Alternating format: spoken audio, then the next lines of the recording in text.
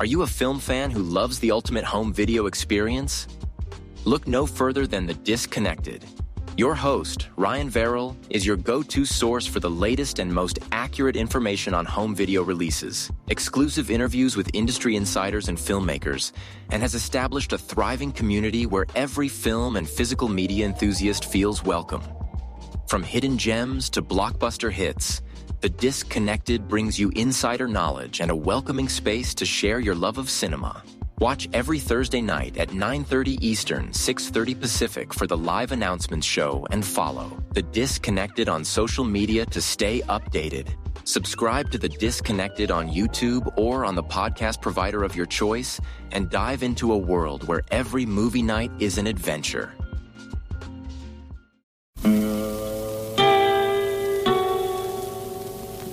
Hello, filthy movie lovers. My name is Gentry Austin. And I'm Casey Scott. And we're the hosts of the Sin Syndicate, film podcast for something weirdos, anti-criterion bros, and Joseph Sarno aficionados. Join us semi-weekly as we peer into the adults-only theaters and sticky-floored cinemas of the golden age of sexploitation, when the morals were loose, the laws were murky, and the intercourse was all simulated.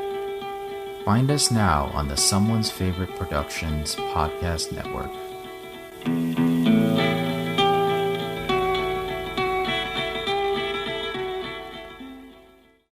Hello and welcome to Tumbleweeds and TV Cowboys. My name is Hunter. In this podcast, I'll be joined by a different guest each week to discuss a classic Western movie or TV show. I've been a fan of classic Westerns for as long as I can remember, and in recent years, they've become very nostalgic for me. I love the aesthetic, the tropes, and I love seeing different filmmakers' takes on them. At their best, they're incredibly entertaining, rewatchable, and some of my all-time favorite movies are Westerns. We'll mostly focus on Western movies made in Hollywood, but we'll also be covering spaghetti Westerns, and one thing I'm very excited to get into are Western TV shows. I've got some amazing guests coming on the show, film professors, historians, and podcasters. And Tumbleweeds and TV Cowboys is part of the Someone's Favorite Productions podcast network, and many guests on the show will be from other shows on the network. Thanks for listening.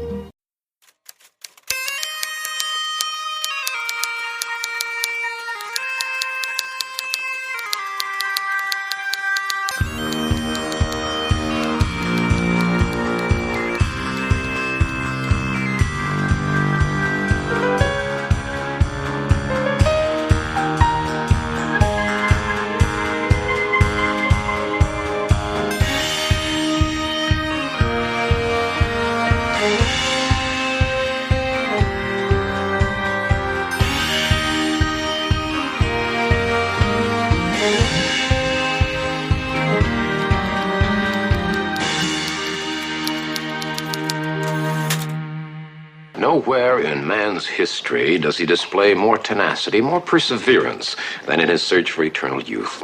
Halting the relentless process of aging has been a constant dream of man's and of woman's. Eternal youth, is it really a dream, or is it possible that somewhere someone found the secret? The following experience gave me a new attitude on the whole subject of youth and aging. September 20th, 8:05 p.m. William Cubby, age 22, deeply concerned with retaining his youthful vigor, his trim physique. This concern had made him a dedicated jogger. Cubby would never know if the jogging really helped. He was the first of a series of Chicagoans who were spared the ordeal of seeing their youth slip away slowly. That was the voice of reporter Carl Kolchak in the case that we are calling The Youth Killer, originally released March 14th, 1975. It was directed by Don McDougall and written by our old friend Rudy Borchet. Actually, Don McDougall's also an old friend. He directed Legacy of Terror, and Rudy Borchet, gosh, what was that? It was the Trevi Collection. I am joined, of course, by my co-host Supreme, Mr. Chris Dashew. No, I'm here, and this was an episode of Kolchak that we watched. It was definitely an episode. Yeah, it was interesting. There were a lot of good parts and a couple strange Kolchak-y things, but I actually liked this episode a lot. Did you have a chance to read the script? I did not have a chance to read the script. There were some interesting differences. The balance between the B story and the A story was a little bit better. So our A story is a series of murders that are happening that Cathy Lee Crosby, who... The fine Cathy Lee. So I remembered Cathy Lee Crosby mostly from That's Incredible, but I didn't realize that That's Incredible was 1979, 80, 81. She was known primarily as being a big tennis star. Apparently she got her start in tennis, and then she started doing the acting thing, and she was all over the place, both as herself in things like Battle of the Network Stars, and then a ton of guest appearances, including this guest appearance here. And yeah, she's looking fantastic in this, and I think it's very appropriate that she's basically Helen of Troy not reincarnated, but has lived, oh God, she's lived forever, Chris, and she has to make sacrifices every few years in order for... Boy, sounds like something we've seen on this show multiple times. I'll tell you what, like, I'm not going to go down the road of bemoaning that again because we've done it too many times now, but it's nice that it was a female character. Yeah, it was nice to have a murderess instead of a murderer this time. However, it is the exact same shit we've seen before, and I don't need to see it again. And guess what? They've got one episode, and I don't think we're seeing it again. So, 3 times in 20 episodes? Well, not only was I thinking of Eric Estrada in this episode, but I was also thinking of the episode that we just recently saw of the Kolchak 2005 series, where it was the woman with the super sharp teeth and the boys that were maybe her sons, maybe not. But I was just like, okay, here we go again. That's what it reminded me of more than the original Kolchak, was the reboot. Almost like very beat for beat. So she's going around and killing all of these people, and then it just so happens that her gig is that she has created an online dating service so that she can, or sorry, I should say a computer dating service. Yeah. Computer dating service so that she can find the most perfect specimens in Chicago, male or female, doesn't matter. She wants the most perfect people so that she can sacrifice them to Hecate, the goddess, and then be able to get this eternal life that she's had for however many years now. And luckily, Carl has been put on, for the B story, he's been put on the case of trying to write a story about, or he's been told by Vincenzo, because New York wants it. New York wants a story, Carl. Wants a story about the single scene, and you gotta write about it. Hecate is the god of herbs and poisonous plants. Like, she's not the god of beauty. She's like part of the underworld. That's where she lives in Greek mythology, in Greek religion, is under the underworld. I don't understand why that was the character that was picked as the one that she's praying to. Yeah, it kind of reminds me, again, going back to the Eric Estrada one, where it's like, well, Quetzalcoatl would make more sense than who you're saying, because that's supposed to be a good guy that you're making sacrifices to, but whatever. It feels like just pick some shit and we're gonna go with it. And people aren't gonna, nobody's gonna go and do like us and, look. I mean, that's fair. Like, I get it. But, okay. Like, that to me is just, look, again, we're overthinking it because the show came out 50 plus years ago and they were just, Hecate, sure, why not? But again, the whole thing where it's just another sacrifice, I kind of overlooked it because this episode was a lot of fun. There were some really fun side characters like Dwayne Hickman as Sergeant Orkin. We get Gordy the Ghoul back the final time. He's only been in it 3 times. I was so happy to see Gordy. I was so excited when I was reading the screenplay. I read the screenplay before I watched it. And when Gordy the Ghoul showed up in there, I was like, there's no way. There's no way he's coming back. I mean, we haven't seen him in, 16 episodes or something. There's no way he's going to be there. Sure enough, there's Gordy the Ghoul. I'm trying to remember the last episode we saw him in. I want to say it was, they are, they have been, they will be. They have been, they are, they will be. And that would, like you said, that was a long time ago. I don't know why he wasn't in more. Because if you go on IMDb and you look at like the build by and who's been in every episode, he is like 5 people down. Darren McGavin, Simon Oakland, Jack Grinnage, Ruth McDevitt, Craig R. Baxley, who played, Mr. Ring. And then apparently he plays the monster in the next episode. And then you have John Fiedler. Yeah, he was a more of a stuntman than a behind the camera guy. But other than him in front of the camera with masks on. So yeah, I was actually surprised because I was like, whoa, shit, John Fiedler's back? Like, what? Just randomly. It's like, they're just acting like he's been in every episode too. Hey, I'm back, Gordy. It's like, what? Since when? And then we know that Jack Grinnage wasn't in everything because there were a couple times where he was over in Europe or doing other stuff. And it was just like, oh yeah, Ron's on assignment. But outside of the fact that we finally get to see Gordy again, we did get George Savalas, yes, Telly Savalas' brother, and Kathleen Freeman, who's great in everything, and also Eddie Firestone playing what I can only describe to be Gil from The Simpsons in human form. Like, that's his character. Like, hey, I own my own business. Like, okay, cool, man. George Savalas being billed as Demosthenes in this episode. When that title came up on the screen, I was like, what? What am I missing? They were calling him Kaz. Yeah, but his actor name, yeah, it was kind of crazy. I don't know what that was all about. That was a little bizarre. But he's great, right? I kind of wish George Savalas would have been a regular character because he seemed to be like the man on the street guy that Carl really needed. Right, like he's my guy who takes me places.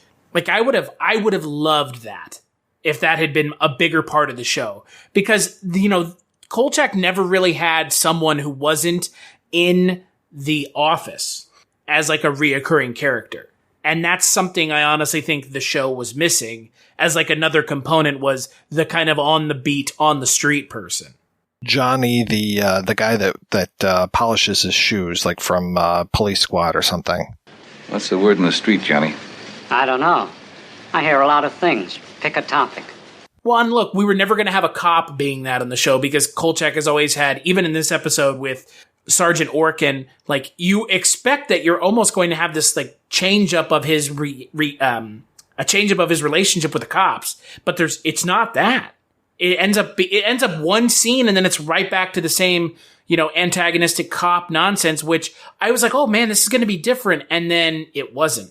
And I was really kind of disappointed, honestly. I want to say that there might have been like one more scene that was in the script because after, and please help me out here because it's one of those weird things where I'm like, okay, I read the script and now I saw the thing and now I can't remember which is which. Does he end up hearing back from Sergeant Orkin and hearing, you're right, those prints match these old people? No. Okay. Nope. That's in the script. The final scene is throwing of the pinwheel at Kolchak. Okay. Yeah, there's more to it. Which is a bummer. That's a bummer that there was not a bigger wrap-up. And, I always try to read the script ahead of time. This was the only time I haven't gotten to read a script recently. And I felt like if I had read that, I probably would have been missing it too, because it needed it. It needed some little third bit to put a cap on their relationship. So that he's like, well, I should have listened to Kolchak, because there's never that moment. And to be fair, there's never really that moment in the show anyway, so it kind of tracks with the rest of the show. This episode almost has too many things going on because there are just little shades of stuff that are missing. It's like the whole thing of Tony has this whole subplot where he is going to work out and he's eating right and all this stuff. And there's more to that as well. Like when Carl gets called into his office and Tony's there, like stuck in the lotus position, there had been a scene where Carl saw him in the lotus position and was like, what are you doing? And then he explains, I'm mastering yoga. And he's just so full of himself. And then when he finally calls for help from Carl, that's that breaking point. So we get much more of like Tony being in charge of himself and, bettering himself. And like he even yells at Carl because Carl wants to, rather than that donut, Carl wants to tempt him by going down to like a Greasy Spoon diner. And Tony's like, oh, you're not going to have me pay for your lunch and try to get by on the company dole and da-da-da-da-da. So it's There's a lot more to that. There's a lot more to the whole dating thing. There's one thing I want to read to you because it is amazing. Tony yells at him like, I had this kid go around town and get you all of these papers and all of these different catalogs for these dating places. And Carl sits down at his desk and he picks up a copy of a magazine called Singles Weekly. And he reads, his voiceover is, the singles scene had indeed changed. Carl leaves through the tabloid to the classified ads, reads one. White female, 22, good bod, digs light B&D, passive S&M, classical music, and water sports. No weirdos or Republicans, please. There is no way that would have... That's exactly what I said. And then the next one is, Carl is thoughtful for a moment, reads another ad. Group square dancing, old-time fun, singles or couples, refreshments, nudity optional. Yeah. And this whole scene is like him saying like the most conservative newspaper in Chicago had a classified column headed social clubs. The ads offered photo mating, Jewish, Polish, Oriental introductions, computer matching, astrological matching, but it all boils down to a simple need. So, and that's when he goes to see Bella. Yeah, there's a lot more to him with this whole singles thing. And that's a bummer because... look, ultimately, at the end of the day, with something like this show, the time constraint... look, there is a time constraint, but it's not like another show that I'm watching right now for another podcast like Werewolf. It's not a 23-minute show. This is a full hour-long show. So there's some stuff in this, like the whole subplot with Irvin, that could have been completely cut down.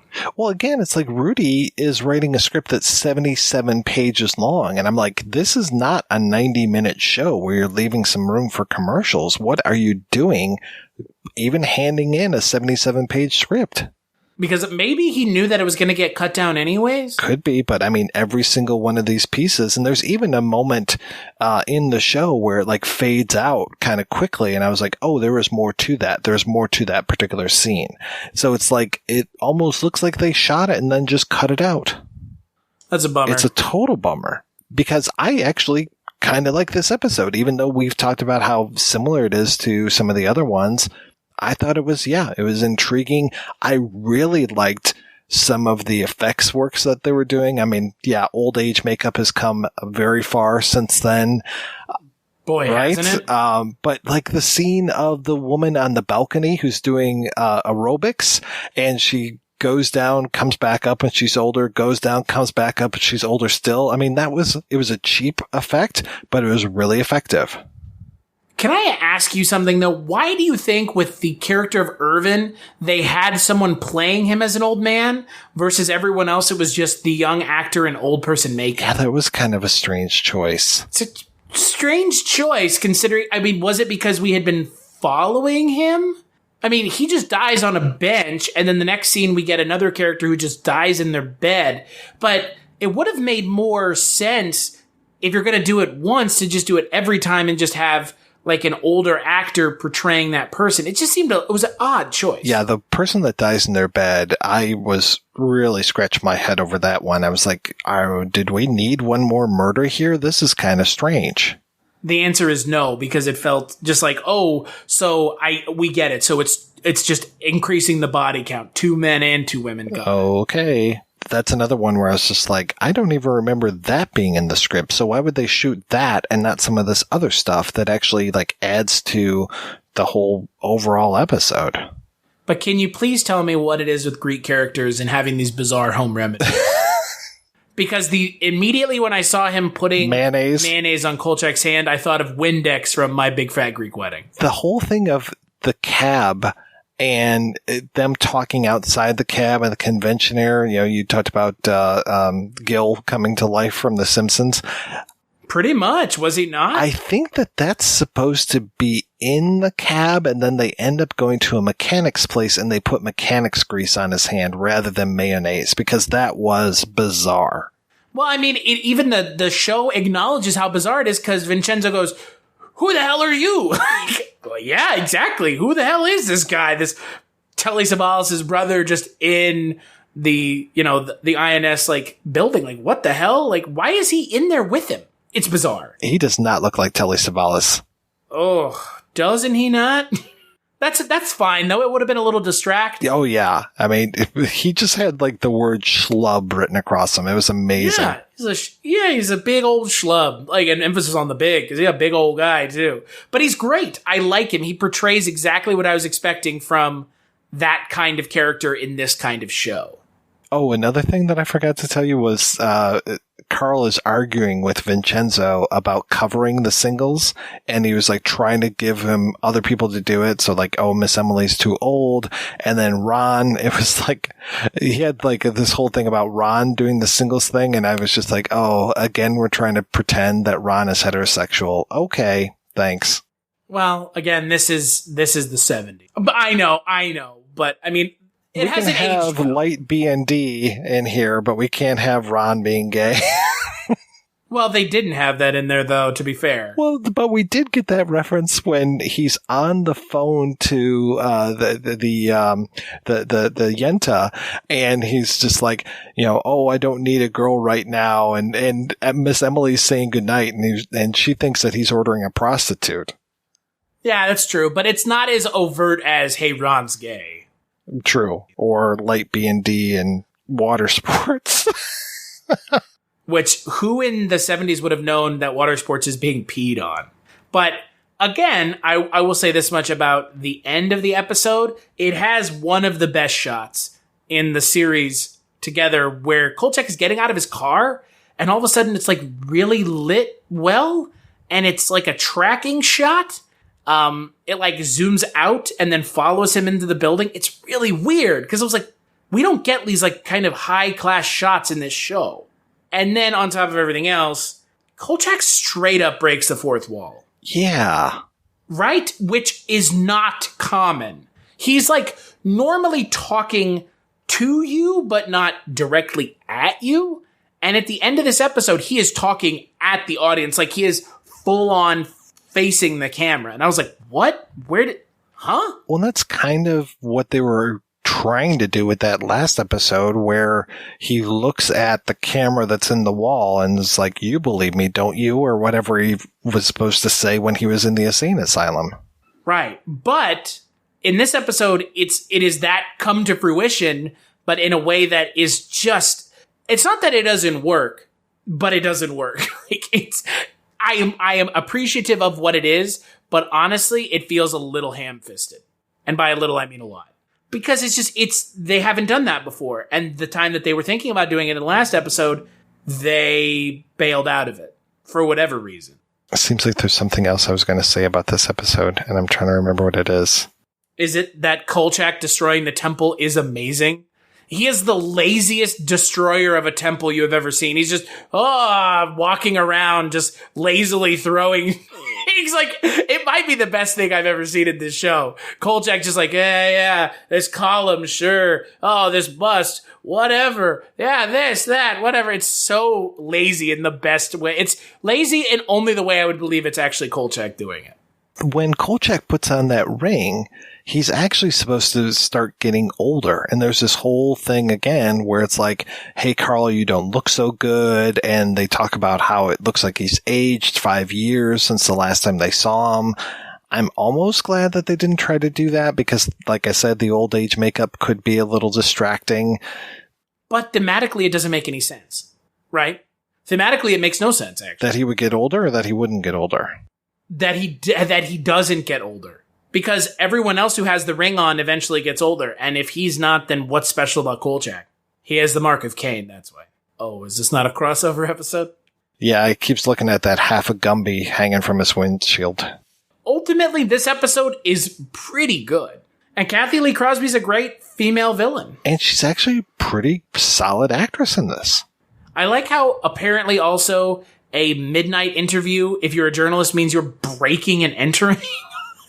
We're going on for one of them midnight interviews. Kolchak, that's B&E, dude. Like, that's straight up breaking and entering. Like, what are you talking about? But, I mean, again, like, we've had our issues with this show, namely the way the villain's arc is resolved. And in this episode, it's resolved really well. She turns into a statue. Like, that's great. That works thematically in the context of the story. And it's not that it's not believable, but it makes sense for what they were going with for the mythology behind the villain. Right. And that Kaz says, like, she looks exactly like every statue I've ever seen of Helen of Troy. And it's like, okay. And if you disappoint the gods, you get turned into stone. It just fits perfectly. And it's not one of those, like, they couldn't find any traces or turns into a funny looking skeleton or something. Or is stabbed with a stick. Right. Or becomes a dog and never turns back again. Or is stabbed with a stick. That's the one that will constantly stick in my mind. The Machi Manito who just gets stabbed with a stick. Oh, you know, you could just take a battle axe and hold it out, and then the suit of armor just falls around it. Or when a werewolf just jumps off of a ship. Woohoo! Yeah, later. Yeah. Pretty, in regards to the way the villains tie up in the show, I might go out on a limb and say that this is the best we've seen. I think I'm there with you. Yeah, it's really good and it works and it honestly makes a lot of sense. Like, it makes more sense than anything else we've seen in the show regarding a villain dying, in quotations. Yeah, this was a surprise that it was this solid because it's like, I mean, like, okay, the Trevi collection had a little bit of a problem with the way that that villain ended up. But like Mr. RNG, I think this goes in kind of the higher levels of episodes for me. I would agree. I mean, I don't want to spoil the fun here, but we are one episode away from the show being over. Which something about one season shows I know something about is that at the end of this, we are going to want more and we are not going to get any more. And I am disappointed by that because the last couple episodes have been pretty good and it feels almost like the show is settling into a groove. And the next episode is the last one. Yeah, and I'm very curious to see what the next episode brings because that's another L. Ford Neal and John Huff episode, and they were the ones that gave us Mr. RING, so really very curious to see what the Sentry's like. Yeah, me too, because again, this was a really well done episode. And Richard, if you're listening, you're welcome. I was positive for once. So there you go. I really can't find much wrong with this episode. No, and like you said, those guest spots are fantastic. I love Dwayne Hickman. So seeing him in here, I was so happy. And you're right, as far as Kathleen Freeman, she is always great. She is such a comic genius. We used to be in a lot of the old Jerry Lewis stuff, and she could take him toe to toe. She was just a solid comedian. I just think of her from the third Naked Gun movie and obviously from the Blues Brothers. Oh my God, yes. Yeah. So, but again, she's great in this. And honestly, with the way we've had this show going, with the way the show has gone, with how great the supporting characters have been, it's not surprising that she's good, but I really like the fact that this episode's side characters almost steal the show. Because they're all memorable, especially Telly Savalas' brother. Poor guy. He's probably always known as Telly Savalas' brother. Right, or Demosthenes. Demosthenes or whatever his fake name is. I was looking through his filmography to see if he had been called that any other time, and I wasn't seeing it. I wonder if it was just to not bill him as Telly Savalas' brother. Could be. Kind of weird, right?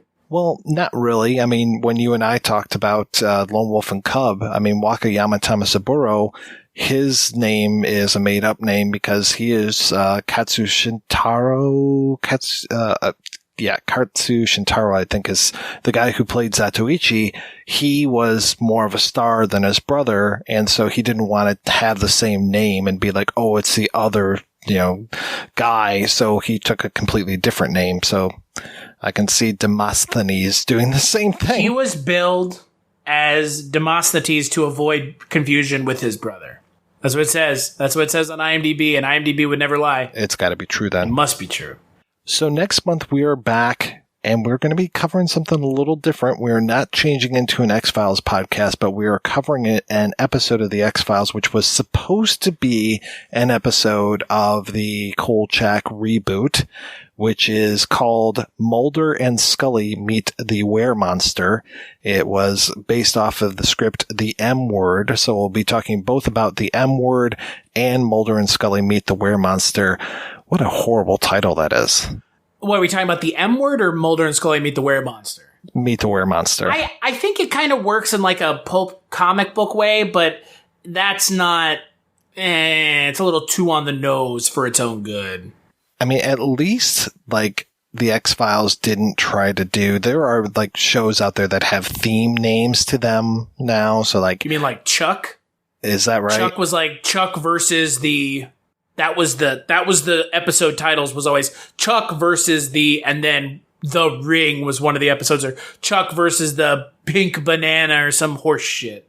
Like Friends, right? I mean, Friends were the ones that came up with that dumb naming convention. The Friends one was the one with something, right? I've never seen a single episode of Friends, so hashtag roast me, please. You are better off for it. I guess so, but everybody loves it.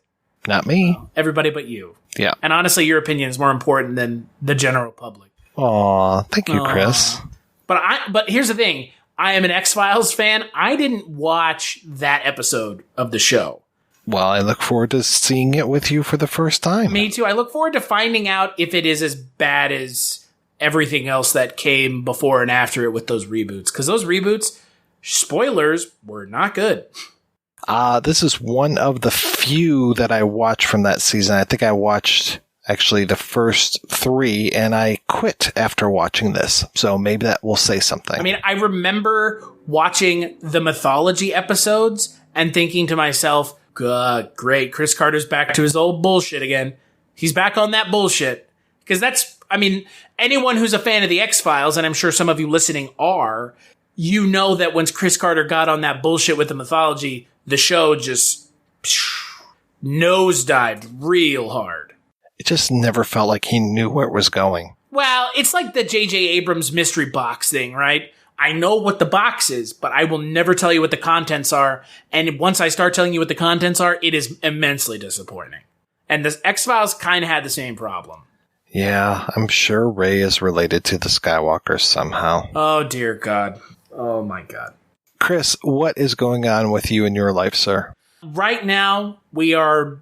3rd episode of the 1-season show is coming out. If we had never done this podcast, Kolchak probably would have been a show we would have done a 1-season show season on. Because it only lasted 1 season, and honestly, the effects and the influence of Kolchak cannot be understated or overstated. Or stated enough, frankly, because I would say a lot of modern television takes from Kolchak.